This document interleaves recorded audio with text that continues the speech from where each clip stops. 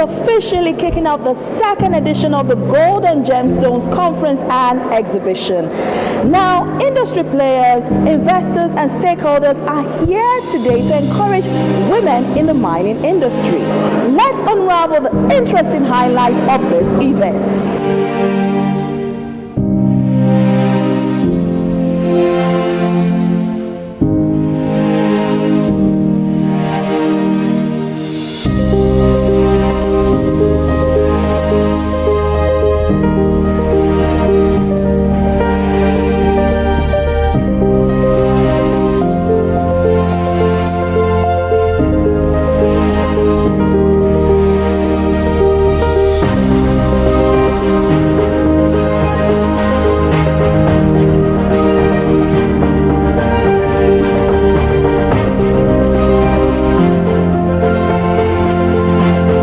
What should we be expecting from you today?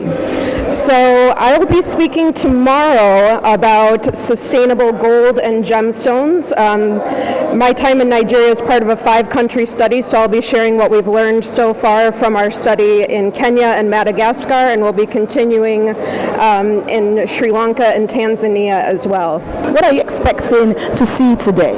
Well, I'm hoping to see a lot of really beautiful jewelry and gemstones, first of all, and see what Nigeria has to offer, so I'm really excited for that. Wow, wonderful. Well, have fun. Today we are going to discuss a lot of things, but I'm going to point more about how associations of women in mining Africa are impacting women in our continent and how best we can improve so that we can move forward for sustainable development. Africa continent is the most poorest continent in the world because we refuse to put value addition to our gemstone. So this conference is going to teach us a lot of how to put value addition to our gemstone so that instead of exporting our wealth and employment out to other countries, Nigeria too will begin to gain even from the mineral resources by creating wealth and employment for our youths. Well, I'll be talking about the opportunity that awaits this particular organization with respect to the emerging realities at ECOWAS and African Continental Free Trade Area. I was in this your conference last year, and I'm happy that you are coming up with a better opportunity to be able to enter the continental market. Exactly. I believe that there's going to be a lot of outsourcing, subcontracting, and practical integration across all the 55 members of African countries as a result of this meeting. Exactly.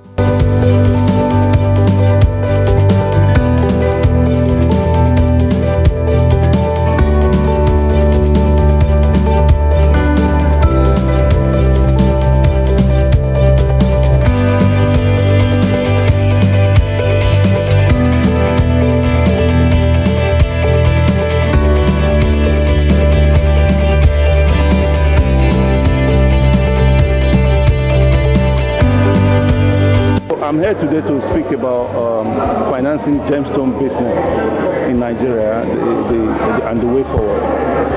Yeah, I'm expected to discuss on gold and gemstone potentials, opportunities and challenges for the economy, because these two sectors, gold value chain and gemstone value chain, have the capability of giving to Nigeria revenue of what crude oil is giving, but yet we are not getting it is not the contribution to the economy is minimal in spite of large-scale informal mining going on in the sector.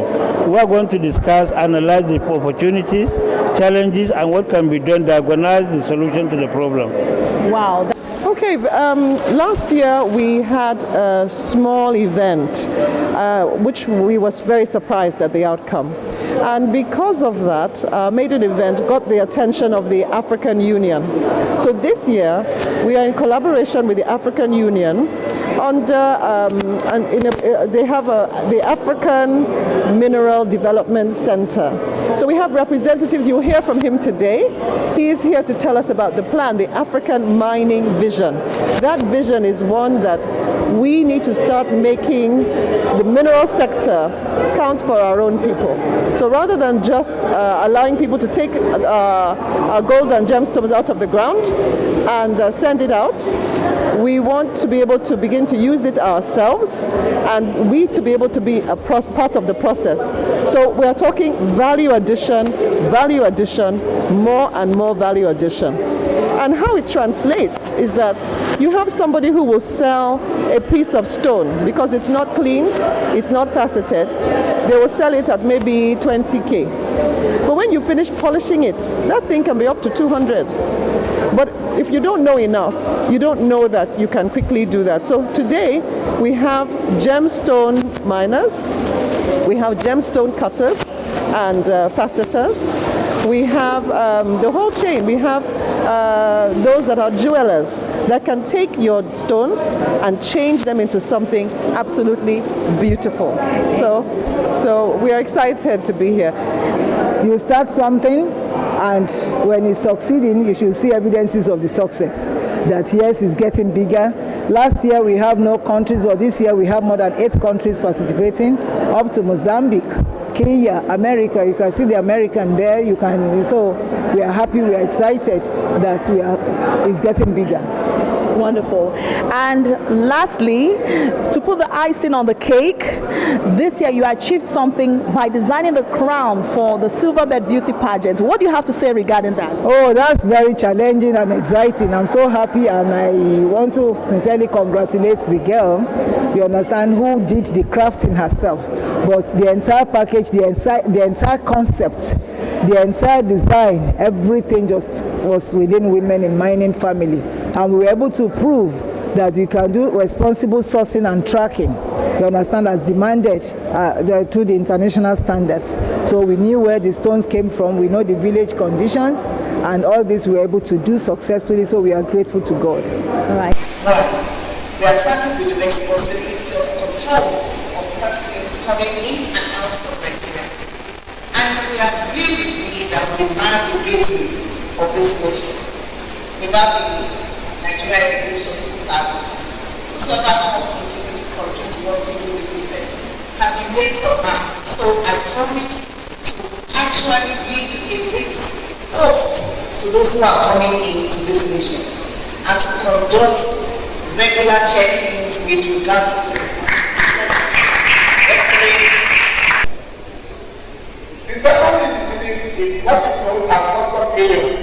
What is custom union? Nigeria and Ghana is the analysis we are talking about. If we move important to our themselves, they did not actually talk about importing from other countries. But under a custom union, it means that countries that are economically integrated, they are not only moving important to themselves, they are to have open external target. Any other country, everybody they will enter this country as a common economy. One of the challenges that we have within the country is that if you take the issue of those sites alone, it's difficult to be able to have a classification that is accepted across. So what we say, we are dealing with Jessica, which is actually fish oil. The local way of saying it in Nigeria, you are saying 154 or even 15 or triple sites. What are we talking about? We need to have a national classification, and that's why I'm excited about the issue of RREC. You know that is coming up so that we will be able to have a certification that is accepted all across the world and not relying on junk and so on. This is what we do. We got everything from Nigeria.